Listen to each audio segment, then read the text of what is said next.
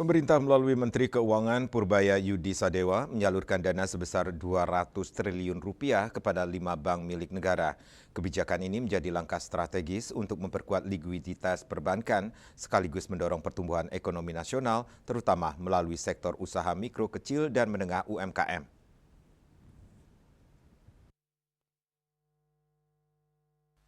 Dana tersebut terbagi kepada himbara atau himpunan bank milik negara.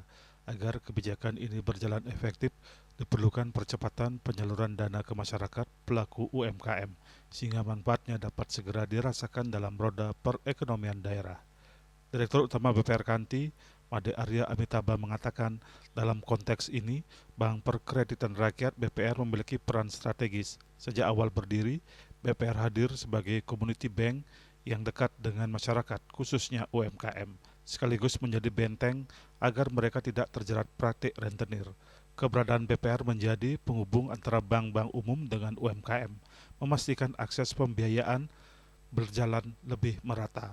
Jika dana tersebut tersalurkan secara tepat sasaran, maka kebijakan ini tidak hanya menjadi angin segar bagi UMKM, tetapi juga memperkuat peran BPR sebagai mitra strategis dalam pembangunan ekonomi kerakyatan. Sebaliknya, jika terlambat terserap, dana besar ini justru berpotensi menjadi beban bagi bank-bank umum. Nah, itu adanya gelontoran dari pemerintah 200 triliun ini agar segera sampai ke masyarakat, ya. Ada beberapa poin di situ. Kenapa harus segera sampai di masyarakat?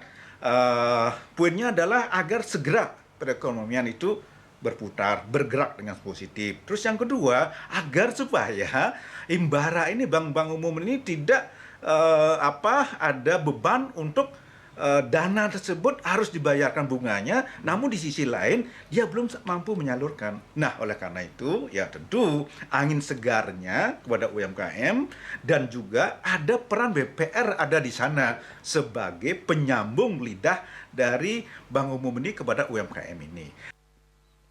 Dengan kolaborasi antara bank umum dan BPR, penyaluran dana pemerintah diharapkan mampu menjangkau pelaku UMKM hingga ke pelosok daerah.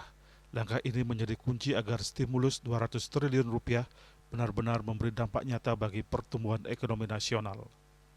Yana, Bali TV.